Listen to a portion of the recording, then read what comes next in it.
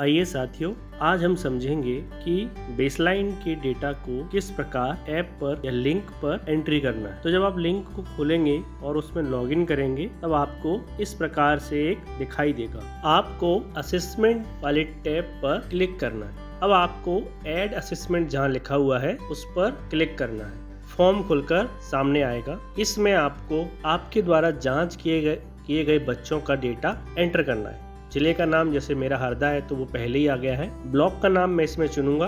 मान लीजिए मेरा ब्लॉक है।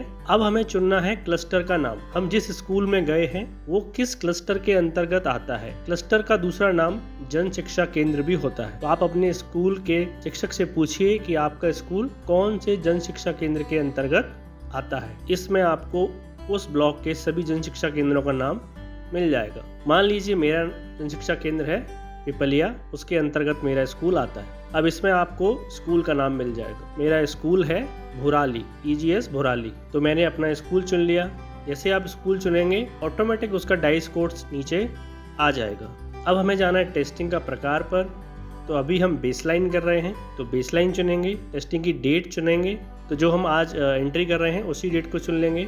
अब सबसे पहले हमें कक्षा 4 के बच्चों की जानकारी भरनी है। इसमें एंट्री कक्षा के अनुसार ही करनी है। कक्षा 4 के बच्चों की अलग करनी है और कक्षा 5 के बच्चों की अलग एंट्री करनी है। तो सबसे पहला कॉलम आएगा भाषा में नामांकन। नामांकन मतलब कक्षा 4 में कुल कितने बच्चे उस स्कूल में नामांकित हैं। यह जानकारी आप रजिस्टर से ले सकते हैं।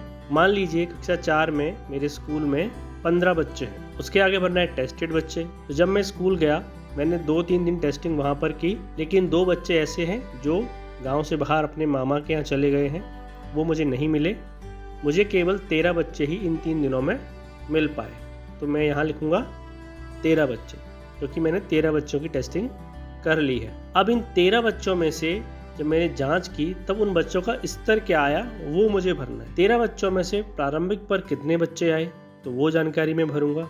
4 बच्चे प्रारंभिक पर आए हैं। अक्षर पर कितने आए? 3 बच्चे अक्षर पर आए हैं। शब्द पर कितने आए हैं? 1 बच्चा शब्द पर है। अनुच्छेद पर कितने हैं? 2 बच्चे अनुच्छेद पर हैं। और कहानी पर कितने हैं? 3 बच्चे कहानी पर हैं। इन 5 स्तरों में टोटल उतना ही आना चाहिए जितना आपने टेस्टेड बच्चे किए हुए हैं। तो मेरे टेस्टेड बच्चे 13 थे और इनका टोटल कुल भी 13 ही आएगा, अन्यथा यह लेगा नहीं, यह रेड हो जाएगा। फिर हमें गणित का स्तर भरना है इसी प्रकार। गणित में कितने प्रारंभिक पर? 4 प्रारंभिक पर, 5 0 से 9 पर आए हैं। 10 से 99 पर कितने हैं? 2 बच्चे हैं। 1 बच्चा घटाना पर है और 1 भाग पर है। तो इस प्रकार मैंने कक्षा 4 की जानकारी भर दी। अब मैं भरूंगा कक्षा 5 की। तो कक्षा 5 में रजिस्टर में कितने बच्चों के नाम लिखे हुए हैं वो यहाँ भरूंगा। मान लीजिए यहाँ 17 बच्चे रजिस्टर में लिखे हुए हैं। उसमें से मुझे 16 बच्चे मिल गए हैं। मैंने 16 बच्चों की जांच कर ली है। अब मुझे यहाँ नीचे 16 बच्चों का डेटा भरना है कि वो किस किस स्तर पर है।